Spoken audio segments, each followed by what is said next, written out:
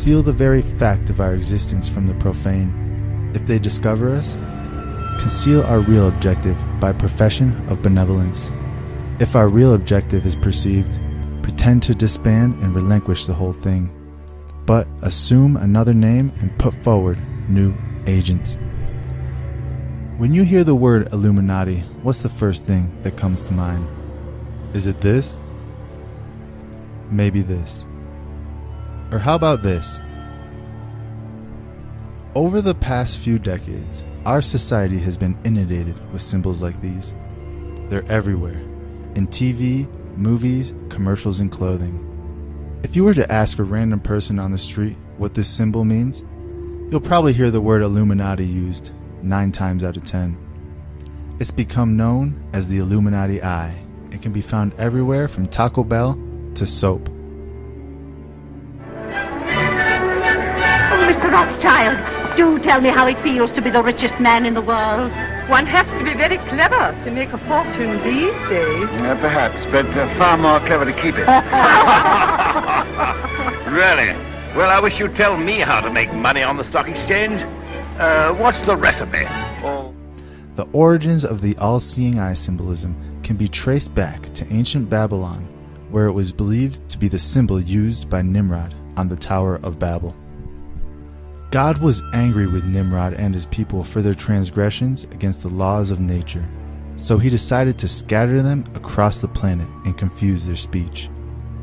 From the book of Genesis, chapter 11, verse 9, quote, "Therefore is the name of it called Babel, because the Lord did there confound the language of all the earth, and from thence did the Lord scatter them abroad upon the face of all the earth." End quote.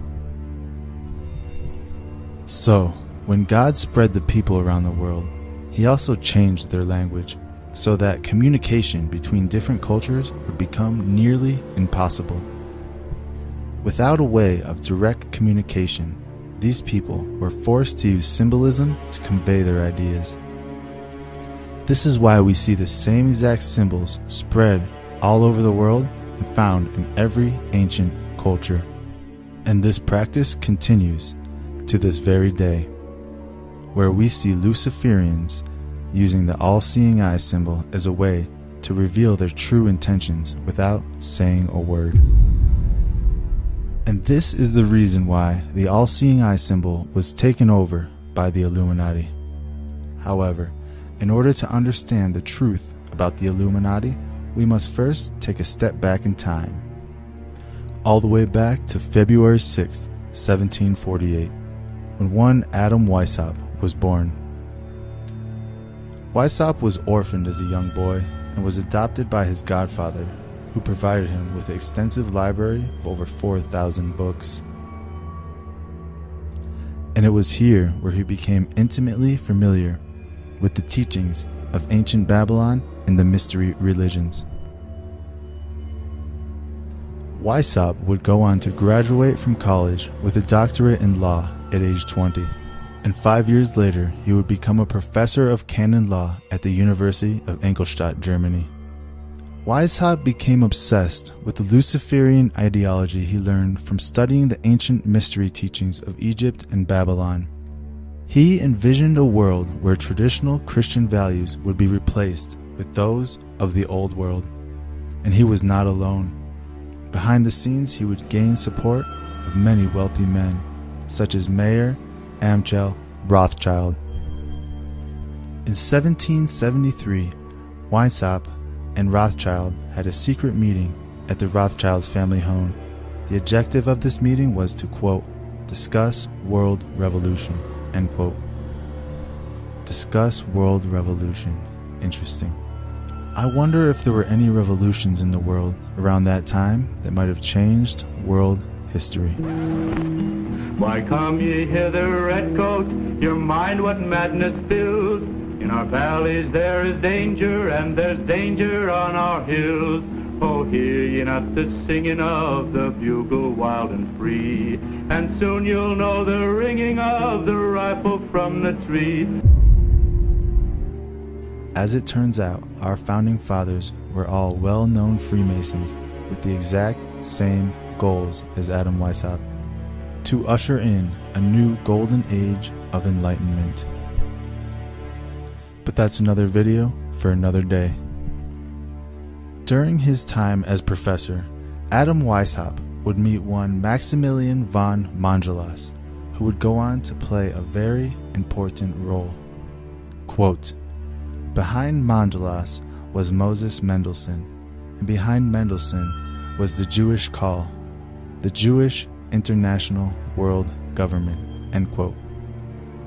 Around the year 1765, the Illuminati had established a Berlin literary review, quote, "with the objective of propagating the pernicious doctrines of shallow Illuminism and, in that, the infancy of German literature." When this periodical had scarcely a rival to encounter, the influence it exerted was more extensive than can at present even be conceived. End quote. As the order of the Illuminati developed, so did its ambitions, which would eventually expand into a plot to first infiltrate Freemasonry, then spread to the governments and religions of the world. Using ancient magic from Babylonian traditions, the goal of the Illuminati was to usher in a, quote, golden age of enlightenment by systematically removing the Western foundations of Judeo-Christian values and replacing them with the teachings of Babylonian mystery schools. Its members took secret oaths, pledging an unyielding allegiance to the cause, and through a strict system of monthly reports, secret confessions, and mutual espionage, members were watched at all times to ensure total compliance.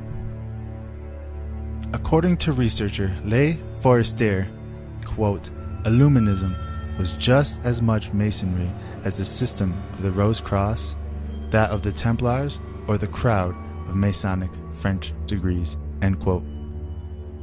Identities were disguised and members used pseudonyms to avoid public backlash. Over the next 10 years, the Illuminati would grow in size and power and become seemingly unstoppable as they continued their reign of terror. And this would continue until one fateful day. On July 10th, 1785, Illuminati founder Adam Weishaupt was walking down the road with another member, a priest, Father Jacob Lang, when something incredible happened. Something that would go on to change the entire world and shape the very society we live in today. A bolt of lightning comes down from the sky and strikes the priest, Jacob Lang, killing him instantly.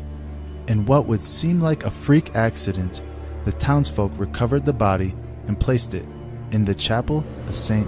Emmerin, where it was to be prepared for funeral activities. That was, until one of the monks found something strange hidden in his clothes.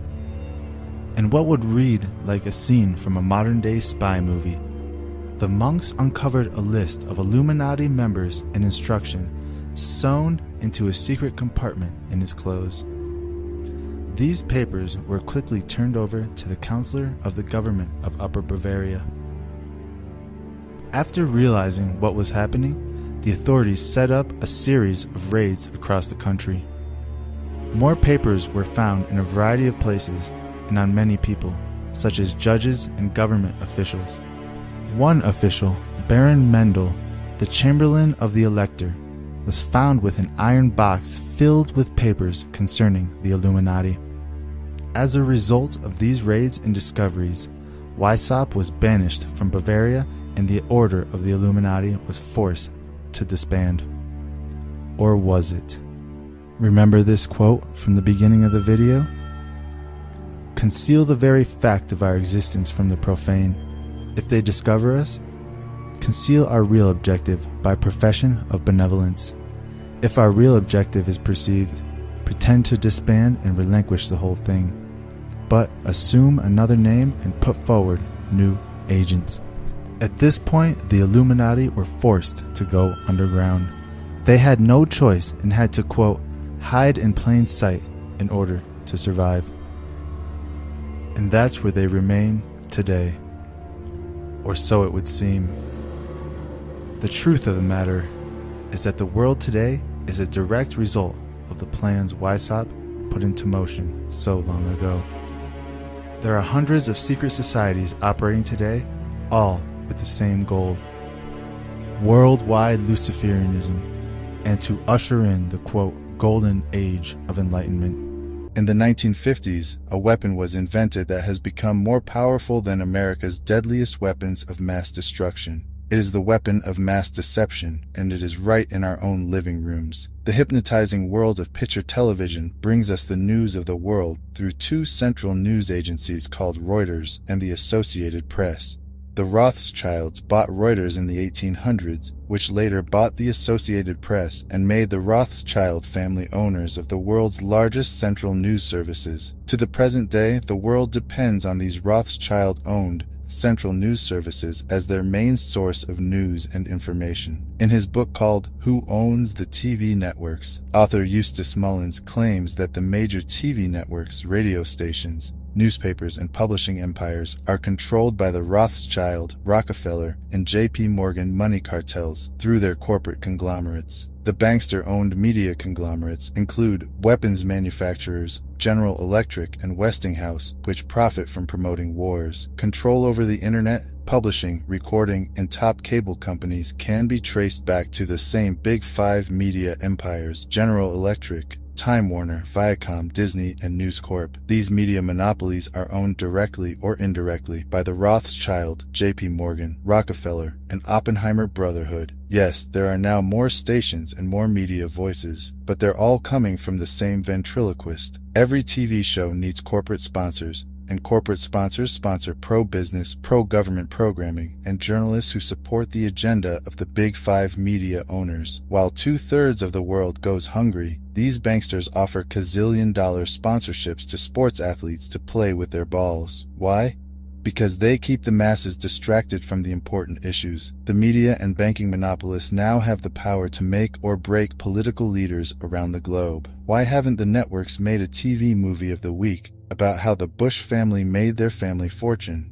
The movie could be called The Awful Truth, starring George W.'s great-grandfather, Samuel P. Bush, whose Buckeye Steel Castings Company supplies parts for Edward Harriman's railroads, who in turn provides rail shipments for John D. Rockefeller's Standard Oil, who in turn gets monopoly financing from the Rothschilds. The movie could be made into a TV series starring Samuel's son, Prescott Bush, as the managing director of a Nazi steel manufacturing plant in Poland, called Silesian Consolidated Steel. In Episode 1, Prescott Bush forwards American financing to his German partner Fritz Thyssen through the Union Banking Corporation in New York. Fritz Thyssen arranges a contract with Nazi Germany's IG Farben Company. Episode 2 shows Skull and Bonesman Prescott Bush and Averell Harriman getting caught under Trading with the Enemy Act as the U.S. government moves in and seizes all of their shares in Union Banking Corporation. In Episode 3, Prescott's son, the first George Bush, is director of the CIA.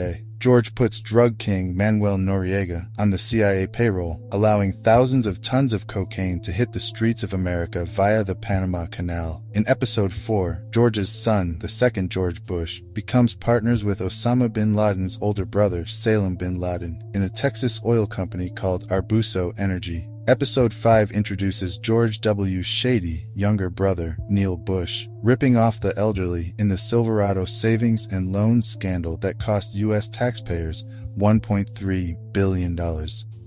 In Episode 6, the Florida election is fixed by George W.'s older brother, Jeb Bush, who puts brother George into the top job at the White House, which brings us back to Auschwitz. And the conclusion